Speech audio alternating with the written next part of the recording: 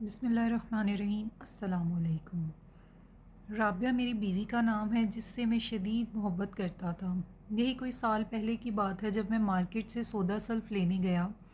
مجھے کیا پتا تھا اتنی دیر میں میری کائنات اجڑ چکی ہوگی۔ جب میں واپس لوٹا تو میرا سب کچھ تباہ ہو چکا تھا۔ میری پیاری بیوی، میری محبت رابعہ سیڑھیوں سے گر کر مجھے ہمیشہ کے لیے چھوڑ کر جا چکی تھی۔ اسے سر پر شدید چوٹ آئی تھی۔ ہسپتال جانے کی بھی ضرورت نہ پڑی۔ اس نے وہیں دم توڑ دیا۔ میں گھنٹوں اس کا سر اپنی گود میں لیے روتا رہا۔ ہماری محبت کی شادی تھی اور شادی کو زیادہ عرصہ نہیں ہوا تھا کہ وہ مجھے یوں چھوڑ کر اپنے آخری سفر پر روانہ ہو گئی تھی۔ یہ سانحہ میرے لیے موت کے پروانے سے کم نہیں تھا۔ اس کے علاوہ میرا اس دنیا میں تھا ہی کون؟ جن لوگوں کو رابعہ کی موت کی اطلاع ملی تعزیت کے لیے چلے آئے۔ رابعہ کی تدفین کے بعد میرے جاننے والوں نے کی، ورنہ میں اس حالت میں تھا کہ بار بار اس کا مسکراتا چہرہ میری آنکھوں کے سامنے آ جاتا۔ میں اسے دیوانہ وار پکارنے لگتا۔ ہم میاں بیوی میں والہانہ محبت تھی۔ جس قدر رابعہ کو میں چاہتا تھا اسی قدر وہ مجھے چاہتی تھی۔ ہماری محبت کی مثالیں دی جاتی تھیں۔ جس وقت اسے قبر میں اتارا گیا میں اس کی میت سے لپٹ کر گیا اور دھاڑے مار مار کر رونے لگا۔ رابعہ کے علاوہ میں کسی عورت کا ذہن میں خیال لا بھی نہ سکا۔ دفتر سے روز بروز چھٹیوں کی وجہ سے نوکری بھی چلی گئی۔ رو رو کر صحت بھی خراب ہو گئی۔ اسے واپس پانے کا جنون اب میرے سر پر سوار تھا۔ اب میں ہر لمحہ یہی سوچتا رہا کہ میں اسے کیسے حاصل کر سکتا ہوں۔ چنانچہ رابعہ کی محبت میں اندھا ہو کر میں ایک بلیک میجک کے عامل کے پاس جا پہنچا۔ اس نے ایک بھاری رقم کے بدلے میرا کام کرنے کا وعدہ کر لیا۔ میں نے اس کے بتائے ہوئے طریقے پر عمل کیا جو ایک علیحدہ کہانی ہے۔ میں زیادہ تفصیل میں جانے کے بجائے مطلب کی بات کروں گا۔ مجھے آج بھی یاد ہے وہ پورے چاند کی رات تھی جس وقت میں نے رابعہ کی قبر کھود کر اس کا تابوت کا ڈھکن ہٹایا۔ اس کا صاف شفاف چہرہ میرے سامنے تھا۔ چاند کی روشنی میں اس کی زندگی سے آر چہرے کو دیکھتا۔ اس کے چہرے سے بلا کا اطمینان جھلک رہا تھا۔ مجھے اس پر بے تحاشا پیار آ گیا۔ بہرحال میں نے اسے اٹھا کر کندھے پہ ڈالا اور گھر آ گیا۔ یہ میری زندگی کی سب سے بڑی غلطی تھی۔ کاش مجھ سے وہ غلطی سرزد نہ ہوئی ہوتی۔ مجھے جو جیسا بھی کرنے کو کہا گیا تھا میں نے بالکل ویسا ہی کیا، اور ٹھیک 4 گھنٹوں کے بعد اس کے جسم میں حرکت ہوئی۔ میری رابعہ نے آنکھیں کھول دیں۔ میں بچوں کی طرح تالیاں بجانے لگا جیسے کھویا ہوا کھلونا مل گیا ہو۔ میری خوشی کا کوئی ٹھکانہ نہ تھا۔ میں نے جلدی سے آگے بڑھ کر رابعہ کو گلے لگا لیا۔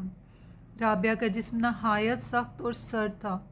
اس کے جسم میں پہلے جیسی حرارت میں نے محسوس نہیں کی۔ رابعہ کی کالی آنکھیں پہلے سے زیادہ بڑی ہو گئی تھیں۔ ان کی سفیدی ختم ہو گئی تھی، مگر مجھے ان باتوں سے کوئی سروکار نہ تھا۔ میری زندگی، میری محبت مجھے واپس مل گئی تھی جس کے لیے میں نے بہت بھاگ دوڑ کی تھی، پیسہ پانی کی طرح بہا دیا تھا۔ تو مجھے کیا چاہیے تھا؟ میں رابعہ کا ہر طرح سے خیال رکھنے لگا، اسے دنیا والوں کی نظروں سے بچا کے رکھتا۔ رابعہ پہلے بہت محبت کرنے والی لڑکی تھی جو ہر وقت ہنستی کھلکھلاتی رہتی تھی، مگر اب والی رابعہ کے زرد چہرے پر مسکراہٹ کبھی نہیں آئی تھی۔ اس کے چہرے پر عجیب سی سختی، ویرانی اور بے رحمی چھائی رہتی تھی۔ میں ہمہ وقت اسے خوش کرنے کی کوششوں میں لگا رہتا، مگر وہ خوش نہ ہو دکھائی دیتی۔ ایک روز اچانک اس نے مجھ سے عجیب سی فرمائش کی۔ میں سکتے میں آ گیا۔ میں بغور اس کے چہرے کو دیکھتا رہا جہاں پہلی بار میں اس کے ہونٹوں پہ مسکراہٹ دیکھی۔ اس نے مجھ سے انسانی گوشت کھانے کی فرمائش کی تھی، ساتھ میں انسانی خون سے پیاس بجھانے کی۔ یہ سن کر میری ریڑھ کی ہڈی میں سنسناہٹ دوڑ گئی۔ وہ مجھے عجیب نظروں سے انتہائی غور سے دیکھ رہی تھی، گویا مجھ سے میری محبت کا ثبوت مانگ رہی تھی۔ نہ جانے کس طرح میں نے رابعہ کو خوش کرنے کی حامی بھر لی اور خوشی سے منہ پھاڑ کر کہکہے لگانے لگی۔ میں ایسی پھٹی پھٹی نگاہوں سے دیکھتا رہا۔ آج بہت عرصے بعد اس کے چہرے پہ ہنسی آئی تھی۔ مجھے بالکل بھی سمجھ نہیں آ رہا تھا کہ میرے ساتھ کیا ہو رہا ہے۔ اتنا سخت کام تو مجھ سے عاملوں نے بھی نہ کرایا تھا جو میں اب کرنے جا رہا تھا۔ نہ جانے کس طاقت کے زیر اثر میں ہاں کہنے پہ مجبور ہو گیا تھا۔ شاید یہ میرے رابعہ سے والہانہ محبت تھی جس میں وہ ہر وہ کام کرنے کے لیے تیار ہوتا جا رہا تھا جو اس کے چہرے پہ مسکراہٹ بکھیر دے۔ میں نے رابعہ سے ایسی فرمائش کرنے کی وجہ نہ پوچھی، کیونکہ مجھے معلوم تھا ایک طویل نیند سے جاگنے کے بعد یہ اس کی ضرورت ہے۔ میں اسے ہر حال میں خوش دیکھنا چاہتا تھا، کیونکہ جب وہ مجھ سے دوبارہ ملی تھی تو خوش نہیں تھی، اور میں نے اسے خوش کرنے کی ٹھان لی تھی۔ یہ سب اتنا آسان نہ تھا، لیکن پھر بھی میں نے رابعہ کے لیے یہ سب کرنے کی ٹھانی، اور ایک روز اپنے دوست کو گھر کھانے پر مدعو کر لیا۔ وہ خوشی خوشی راضی ہو گیا، کیونکہ وہ جانتا تھا میں رابعہ کے بعد کتنا اکیلا ہو گیا ہوں، اور تنہائی مجھے کاٹنے کو دوڑتی ہے، لہٰذا مجھے کسی ساتھی کی ضرورت ہے۔ اس بیچارے کو کیا معلوم تھا کہ میں اپنے محبت واپس حاصل کر لی ہے، اور آج وہ اسی محبت کی خوراک بننے کے لیے میرے گھر پر مدعو ہے۔ میں رابعہ کی محبت میں اس قدر خود غرض ہو جاؤں گا مجھے پتہ نہ تھا۔ کھانے کے دوران مجھ سے دوستانہ گفتگو کرتا رہا، میں بھی ہنسی مذاق میں اس کا بھرپور ساتھ دیتا رہا، مگر اندر ہی اندر کوئی نادیدہ طاقت مجھے کہہ رہی تھی میں جو کرنے جا رہا ہوں وہ صحیح نہیں ہے، غلط ہے، انسانیت کا قتل ہے۔ یہ تمام آوازیں اس وقت دب کے رہ جاتی جب کمرے کے اندر رابعہ کھڑی دیکھتا اور دروازے کی آڑ سے مجھے رحم طلب نظروں سے دیکھ رہی تھی، گویا یہ خوراک اس کے لیے اتنی ضروری تھی جتنی انسان کے لیے سانس۔ اسے اپنی جانب یوں گھورتا دیکھ کر میرے ضمیر اور میری دوستی پر محبت غالب آ جاتی۔ آخر اس کو میں نے بڑی محنت سے حاصل کیا تھا، اگر میں اس کے لیے اتنا بھی نہ کر سکا تو لعنت تھی میری محبت پہ۔ لہٰذا اگر یہی محبت کا امتحان تھا تو مجھے پورا اترنا تھا۔ میں نے اپنے اندر ایک نئے عزم اور حوصلے کو محسوس کیا اور اطمینان سے بیٹھ گیا۔ رابعہ بے چینی سے کمرے میں ادھر سے ادھر ٹہل رہی تھی، اس کا اندازہ مجھے کچھ وقفے سے پیدا ہونے والی آواز سے ہو رہا تھا، جب وہ اپنا ہاتھ بے صبری سے دروازے پر مارتی تھی، گویا وہ اپنی بے بسی کا اظہار کر رہی تھی، کیونکہ میں نے بہت زور دے کر اپنے دوست کے سامنے آنے سے منع کیا تھا، اور اب ایک طویل انتظار اسے کوفت میں مبتلا کر رہا تھا۔ وہ میرے اشارے کی منتظر تھی۔ کمرے کے اندر پیدا ہونے والی آوازوں پر میرے دوست نے کوئی خاص دھیان نہیں دیا۔ وہ میرا بے حد پرانا دوست تھا، اسے اس بات کی ہرگز توقع نہیں تھی کہ میں اس گھر میں تیسرا فرد بھی موجود ہے، اور وہ کوئی اور نہیں میری رابعہ تھی، جس کے ہاتھوں تھوڑی ہی دیر میں اس کی موت ہونی تھی۔ کھانے کے بعد میں نے دوست کے سامنے 2 پیگ رکھے، جنہیں وہ گھٹا-گھٹ حلق میں اتارنے لگا۔ گلاس خالی ہونے کے بعد میں نے اسے 2 پیگ مزید پلائے، جس کی بدولت وہ جلد نشے میں دھت ہو گیا۔ میں نے پیگ کا ایک گلاس بھی نہیں پیا تھا، اس لیے مجھے نشہ نہیں ہوا تھا۔ کچھ دیر بعد وہ نشے میں ڈوبا خراٹے لینے لگا، اور میں نے آگے بڑھ کر رابعہ کو کمرے سے باہر آنے کی اجازت دے دی، جو نہ جانے کب سے اس گھڑی کا انتظار کر رہی تھی۔ اجازت ملنے پر اس کے چہرے پہ خوشی کی طویل مسکراہٹ رقص کر گئی، جس نے میرے جسم و جاں میں نئی زندگی دوڑ دی۔ اسی مسکراہٹ کے لیے میں سب کچھ کیا تھا، اور مسکراہٹ کے لیے ایسی کئی قربانیاں دے سکتا تھا۔ چنانچہ میں نے رابعہ کو اپنا کام کرنے کی اجازت دے دی۔ اجازت ملتے ہی وہ کمرے سے باہر آ گئی، اور میں ایک کونے میں کھڑا ہو کر سب دیکھنے لگا۔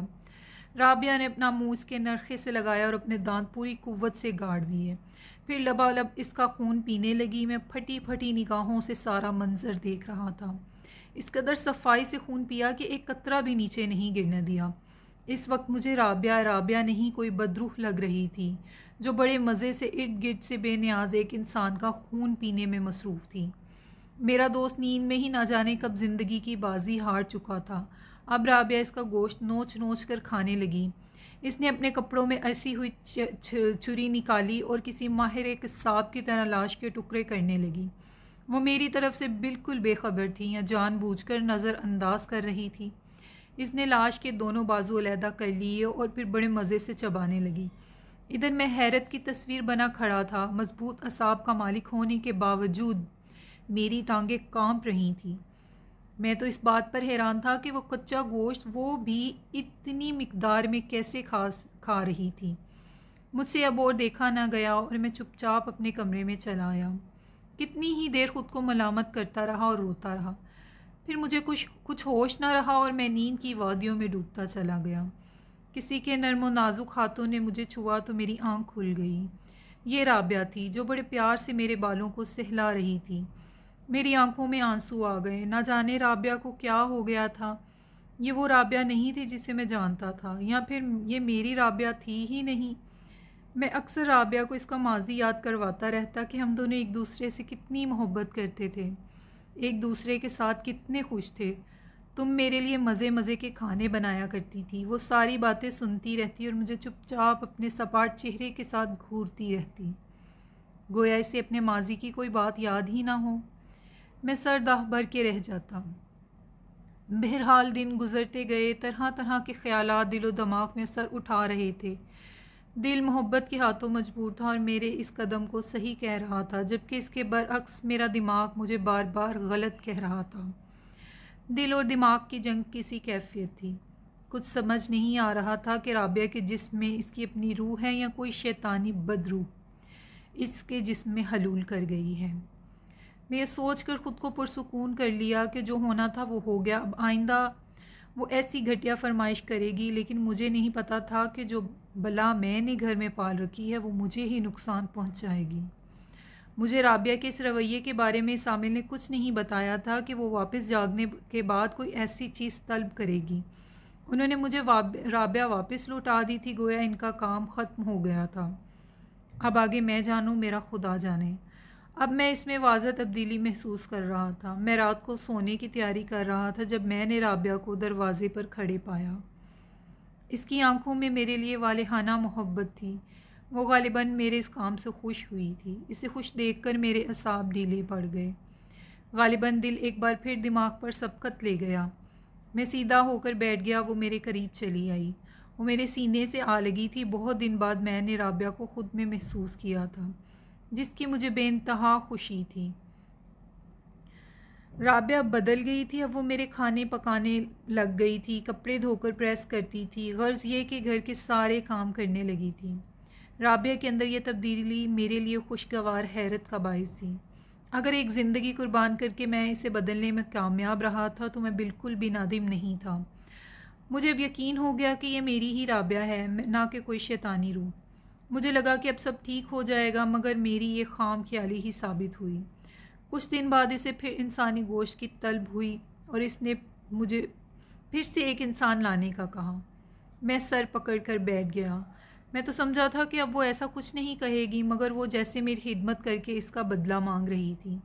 بالآخر مجھے یہ کرنا ہی پڑا۔ اس بار میں کسی مجبور اور غریب شخص کو شکار بنانے کا فیصلہ کیا۔ میں گھر سے نکلا تو تھوڑی ہی دور ایک نوجوان کوڑے کے ڈبے سے کھانے پینے کی اشیاء ڈھونڈ رہا تھا۔ میں نے اسے کہا، چلو میرے گھر، میں تمہیں کھانا دیتا ہوں۔ وہ بیچارہ بھوک سے مجبور میرے ساتھ چل دیا۔ گھر لا کر میں نے اس کے سامنے کھانا رکھا۔ وہ کئی دن سے بھوکا تھا، کھانے پر ٹوٹ پڑا۔ میں نے کھانے کے اندر بے ہوشی کی دوا پہلے ہی ملا دی تھی۔ جب وہ کھا چکا تو میں نے کہا، چائے پی کر جانا۔ اس نے سر ہلا دیا۔ میں اٹھ کر کچن میں چلا گیا اور برتن دھونے لگا تاکہ وہ اپنا کام کر سکے۔ جب میں واپس آیا تو وہ گہری نیند میں تھا۔ میں نے رابعہ کو اشارہ کیا تو وہ کمرے سے بھاگتی ہوئی آئی اور اس سے چپٹ گئی۔ میں کمرے سے باہر آ گیا۔ اب مجھ سے برداشت نہیں ہوتا تھا۔ نہ جانے کتنی دیر لگی رابعہ کو اپنا کام کرنے میں، مجھے کچھ خبر نہ تھی۔ مجھے تو اس وقت پتہ چلا جب وہ بیڈ روم میں آئی۔ میں نے ایک جھٹکے سے آنکھیں کھول دی۔ وہ دنیا بھر کا پیار آنکھوں میں سمیٹ کر مجھے دیکھ رہی تھی۔ رابعہ نے دوبارہ ایسی کوئی فرمائش نہیں کی جس سے میں خوش تھا۔ وہ میرا بہت خیال رکھنے لگی تھی، اپنی تمام تر محبت مجھ پر نچھاور کرتی رہتی۔ مجھے اب ذرا بھی احساس نہیں ہوتا تھا کہ میں نے اسے موت کے منہ سے نکالا ہے، بلکہ اب یہی احساس رہتا گویا وہ مجھ سے کبھی بچھڑی ہی نہیں۔ اب مجھے کوئی خواہش نہیں تھی، بچوں کی بھی نہیں۔ بہرحال یوں ہی ایک ماہ گزر گیا اور اب میں اس کی بدلتی کیفیت محسوس کر رہا تھا۔ وہ کچھ چڑچڑی سی ہو گئی تھی، ہر بات پر مجھ سے لڑنے لگ جاتی۔ جب میں وجہ پوچھتا تو کہتی، آپ کو میرا خیال ہی نہیں ہے۔ میں حیران رہ جاتا، احساس نہیں ہے مجھے۔ یہ الفاظ مجھے سوچوں کے بھنور میں پھنسا دیتے۔ میں تو ہر طرح سے اس کا خیال رکھتا تھا۔ ایک دن حسب معمول وہ مجھ سے جھگڑا کرنے لگی تو مجھے غصہ آ گیا۔ میں نے زور دے کر پوچھا تو بالآخر اس کے دل کی آواز زبان تک آ گئی۔ وہ کہہ رہی تھی، تمہیں میرا ذرا بھی خیال نہیں ہے۔ اتنے دنوں سے میں نے انسانی گوشت نہیں کھایا تو تم نے بھی اس کا احساس نہیں کیا۔ تم اپنی بھوک میں ٹھا لیتے ہو لیکن میرا خیال نہیں رکھتے۔ میں جو پہلے ہی غصے میں تھا، میرے کانوں سے دھواں نکلنے لگا۔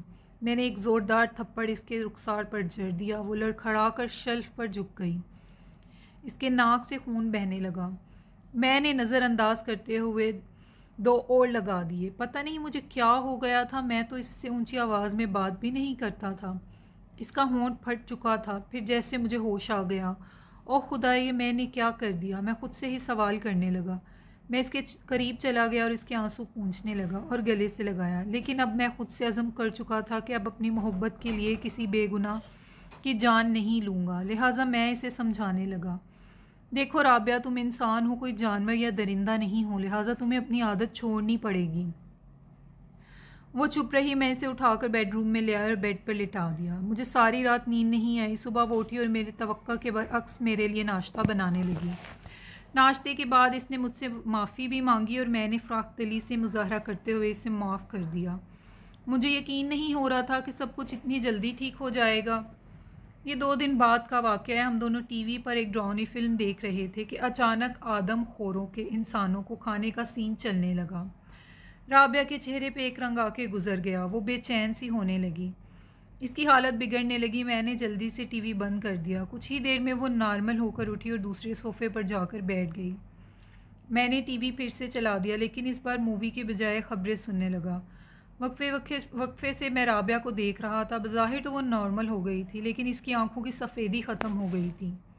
مجھے اس کی آنکھوں کی تپش اپنے چہرے پہ محسوس ہوئی۔ میں نے اس کی طرف دیکھا تو مجھے دیکھ کر مسکرا دی۔ میں نے 2 نوکیلے دانت ہونٹوں سے باہر دیکھے، تبھی مجھے خطرے کا اندازہ ہوا۔ میں اپنی جگہ پہ سیدھا ہوا ہی تھا کہ مجھ پہ جھپٹی۔ مجھے ایسے لگا جیسے کوئی آہنی سلاخ میرے جسم میں پیوست ہو گئی۔ اس کے دانت میری کلائی میں گھس گئے تھے۔ میں درد کی شدت سے کرہ رہا تھا۔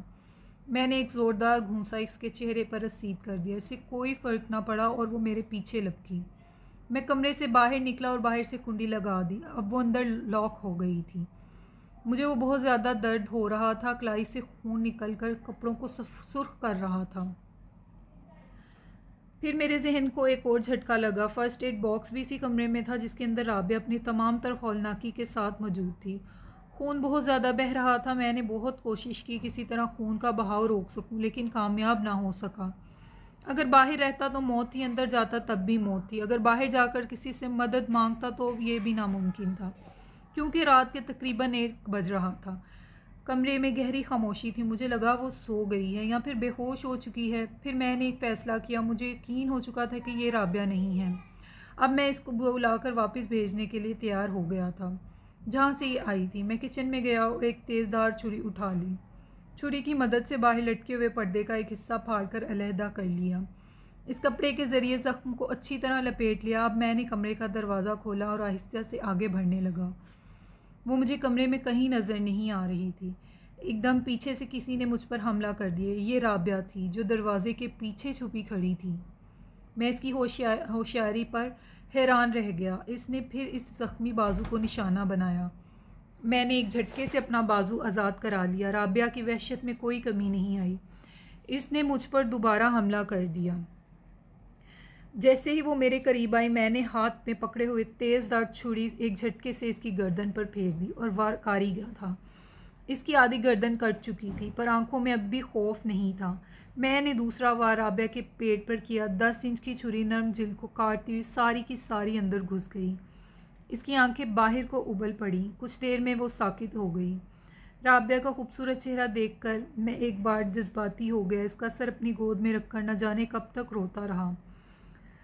صبح ہونے والی تھی۔ میں جلدی سے اٹھا، ہاتھ کی مرہم پٹی کے بعد لاش کو پولی تھین کے ایک بیگ میں ڈالا اور جا کر اسی قبر میں دفن کر دیا۔ میرا ضبط ایک بار پھر جواب دے گیا اور میں وہیں بیٹھ کر رونے لگا۔ لوگ اپنے محبوب کو ایک بار دفنانے کی جرأت نہیں کرتے اور میں نے دوسری بار دفنایا تھا۔ میرا دل غم سے پھٹ رہا تھا۔ میں بڑی مشکل سے گھر پہنچا تھا۔ اب مجھے یہ تو یقین ہو چکا تھا کہ رابعہ اب مر چکی تھی۔ جس دن وہ پہلی مرتبہ قبر میں اتاری گئی تھی، اور باقی کی زندگی مجھے اس حقیقت اور اس کی یادوں کے سہارے گزارنی تھی۔